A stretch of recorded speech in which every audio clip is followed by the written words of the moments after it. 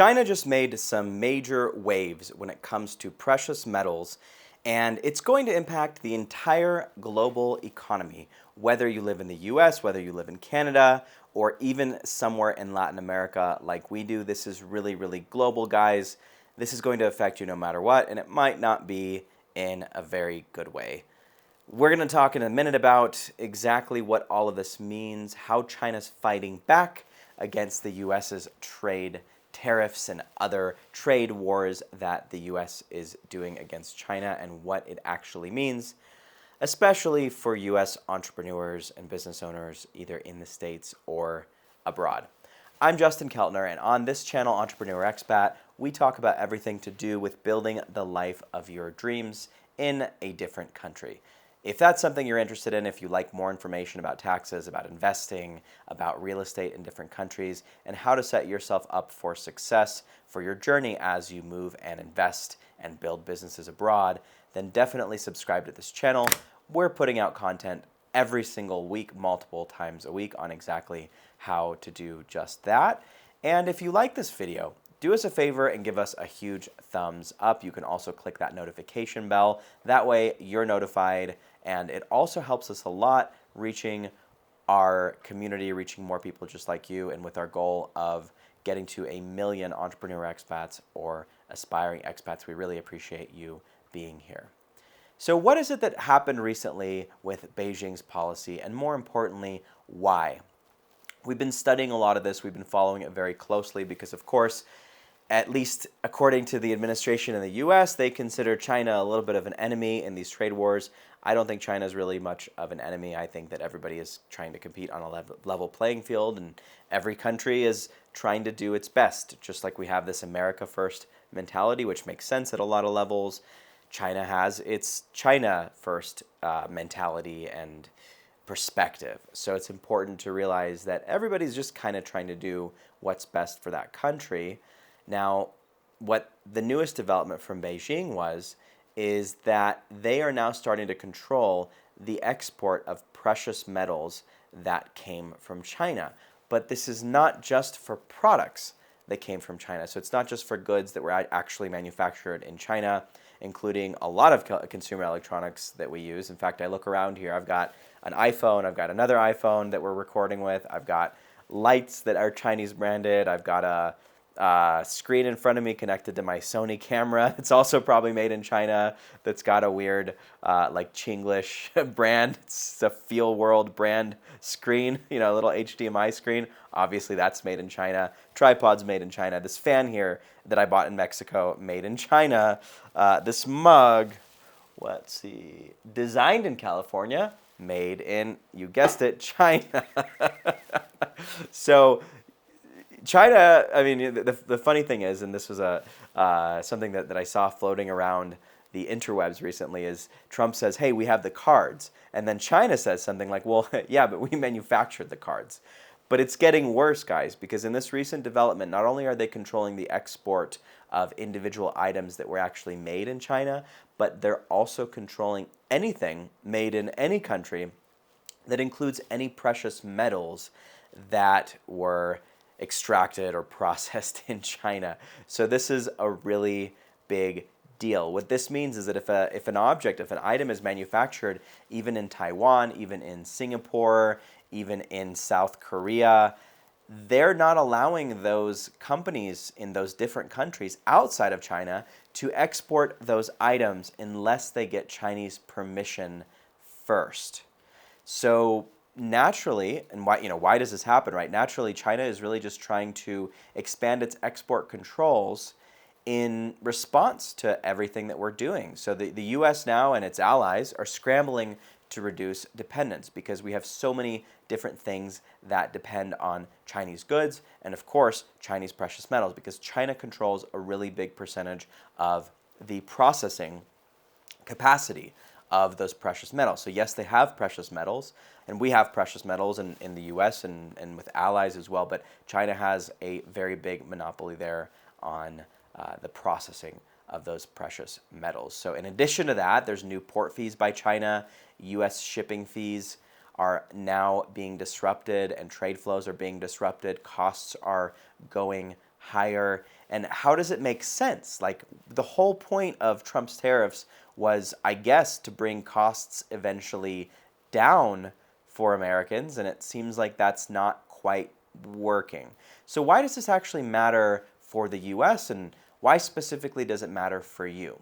Well, the US sees China's export controls and resource leverage as economic coercion, and it's stepping up manufacturing, it's stepping up high tech, and supply chain reshoring efforts. Of course, that includes nearshoring to places like Mexico, where we currently live, although we're not sure if we're going to be here forever. Probably not, but we're currently in Mexico, and we see exactly what's going on. There's so many jobs being created down here in Mexico because the US is trying to move away from China. And in addition to that, the US just signed an $8.5 billion deal with Australia to develop the rare earth supply chains outside of China. But like I said before, China has so much power in terms of the processing of those rare earth metals and so much of our stuff. And it's not just electronics too, guys. And it's not just cheap home goods. Our medicine depends on China. A good portion of the ibuprofen, for example, that we take in the US, manufactured in China. We import a ton of food from China as well as from other countries. And the US is essentially expecting a fair deal with China, but they're saying that they are going to add more tariffs to China. Like, none of it really makes sense because they're kind of negotiating with tactics that might have worked 20 or 30 or 50 years ago when we were still in a more or less unipolar world. Now we're so multipolar that it doesn't really matter because China has already reduced its dependency on us and on our customer base. I'll give you another example just kind of off the cuff because we see this happening. We run a lot of infrastructure worldwide for servers. We're starting to get into infrastructure for AI as well because we use that so much in our business. So we're actually taking back some of that control and bringing it on premises essentially to some of our data centers, to some of our own locations, including even here near Guadalajara, where we have servers and we're experimenting with new AI technologies and things like that. So I know a lot about the GPU market and how things are going there. Well, recently, and the CEO of NVIDIA actually spoke about this not too long ago. He said that before they had something like 95% of the Chinese market for GPUs. That's selling their GPUs that were made by a U.S. company, in some cases obviously made in China as well, but bringing profit to a U.S. company, creating U.S. jobs, including engineering jobs and so many other things. They were selling into the Chinese market. Then Trump said, well, you can't do that anymore. We're gonna ban exports of certain things to China. And in just the last couple of years here, now China is creating their own technology they already have, and most of the Chinese market is relying on companies like Huawei that's manufacturing GPUs and other businesses that are local there to China. So it's not hurting China anywhere near as much as it's actually hurting US companies. Now let's talk about what this might mean specifically for you as an entrepreneur expat. So if you rely on imports from China, whether that's at a big scale, like you're actually importing and reselling, or even at a small scale, like you're buying hardware, electronics, and components, and of course, even more so if you're selling to the US or global markets, costs are going up, lead times are going to stretch potentially a lot, and then disruption risk to your supply chain goes up a lot. Now, if you do what a lot of people are doing and set up supply chain or production plants in Mexico or other parts of Latin America with Chinese goods, with Chinese imports, you may face secondary effects, including container shipping delays, tariffs, sourcing challenges, and whatnot. Because even if you're not directly subject to what China is going to be doing now more and more of, which is putting tariffs back on the US, you are now still going to be subject to all of the other macroeconomic changes that are happening here, the global supply chain changes that are happening here as a result of the policies that are coming about, because this is affecting companies globally. So even if you maybe rely on a US company or a US ally like South Korea, and China's like, you know what, we don't want to send products to this particular company in Mexico because they're mainly based in the US. There's so many little nuances here that make it very difficult to actually avoid some of the effects of this. Now, of course, I'm going to take a little play on Uncle Ben's "with great power comes great responsibility" with great opportunity, right? With great risk comes a lot of opportunity as well. And with great turmoil comes a lot of opportunity. So you may be able to reposition your business to actually benefit. That might include sourcing alternatives outside China, marketing to US companies who are diversifying away from China to give them other options. So that's certainly an idea, whether that's countries like India, countries like Vietnam. There's definitely a lot of manufacturing even moving to countries in Africa, and of course Mexico here as well. There's a ton of nearshoring. So there's a lot of opportunities here. I'm just going to say it though, like I think it's just a really bad idea. These trade wars are a really bad idea. We're playing with kindergarten economics here essentially, and they don't apply to the world that we have today. Now we're going to talk a little bit about how entrepreneurs abroad should think strategically. So some actionable tips for that include mapping your supply chain. If you're running a business, especially that's an e-commerce business or a business that's drop shipping or manufacturing or anything like that, because we do work with people in the US and Canada and all throughout the world that have fairly large companies. One of my previous clients is actually the founder of Barefoot Wines in California. And I've had conversations like this with him about supply chain issues and sourcing and things like that. And so it's really important to take a look at inventory your supply chain. You want to identify parts or services that today are sourced from China and take a look at some of the risks there. So look at the risk of tariffs, of export controls, shipping fee hikes, and things like that. And then take a look at alternatives. So could you perhaps move your sourcing to Mexico or Latin America, Southeast Asia, or even build things in-house if you have the capacity to do so in the US? And of course, monitor the US-China policy calendar. So look at key talks, tariffs, export control announcements, because all of those things really matter. As an example, the US trade talks with China are upcoming via the Asia-Pacific Economic Cooperation, or APEC Forum. So that would be something you might want to get yourself to either in person or at the very least have an idea of what's going on there so that you know, hey, this is the direction things are headed and you are flexible enough to be able to pivot as you need. And then leverage that diversification story with your clients and potential investors. So if you're in Latin America like we are now, you've got supply chain flexibility for US companies. And US companies are now paying more for that type of supply chain flexibility because when we look back to the pandemic days, the entire global supply chain was disrupted. Like that was another risk because China's so far away when you compare it to somewhere like Mexico that has a ton of very capable talent, but is much closer to the US. You obviously save yourself from issues like what's happening now with these tariffs and export controls and everything else, but more importantly, if there's ever some type of global calamity in the future, you're a lot more likely to be able to get those goods from Mexico than having to bring them all the way across the globe from China. Not to mention the costs of labor are going up in China anyway, so that's another thing that sometimes people don't take into account. I want to highlight that perhaps is the most important part of this video is that this isn't just one little trade skirmish. This isn't just one back and forth and China's doing this thing and Trump is doing this thing and he said, she said, and whatever else. This is something that's a lot more symbolic of what's going on in the world, what's going on with politics, what's going on with trade, and also it's really a canary in the coal mine for where we're headed in the future. And to me, these things are very, very, very concerning. Here's why.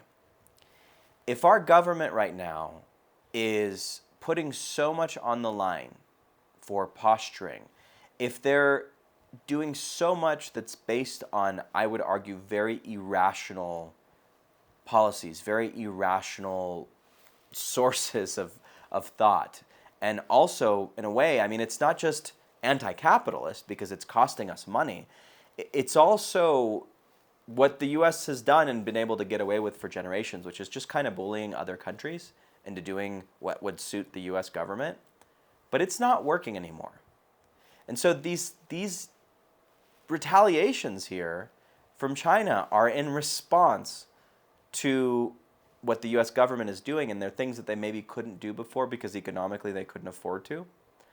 But this is a really big sign that if you're in the US, if you have a business in the US, And it's not just Trump and his administration. I'll take an example from what was going on with the Democrats and what Kamala was promising, which is, hey, we're going to tax you on all of your unrealized capital gains.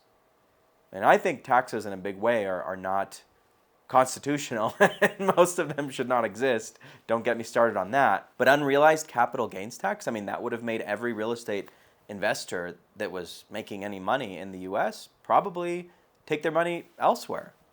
And what this is doing is now any manufacturing company and even large tech companies like Nvidia, Jensen was shaking his head and he's like, man, what are we doing here? In an effort to bully another country to essentially slow down their economy, which is what all of these tariffs were supposed to do, with what all of the export controls that the US placed on US companies exporting to China were supposed to do, they all backfired. Those things are not working anymore. And this is a clear example that now other countries are fighting back. The power and the value of the US dollar is getting lower and lower and lower.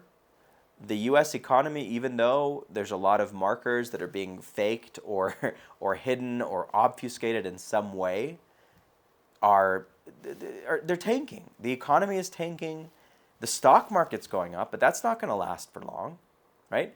Unemployment's going up. Stock market is also going up. Okay, there's something really weird there, because if the economy is going down with employment increasing and food shortages that we're now seeing, and now programs like SNAP being cut for people that really need support, yet we're sending trillions of dollars overseas to wars, right? And then we're trying to play this like checkers game where we're one-upping other countries and trying to bring them all down, just like the US has done for decades in Latin America and so many other countries, so many other regions of the world. All these other countries are starting to play chess. And so what you're seeing is you're seeing China play chess.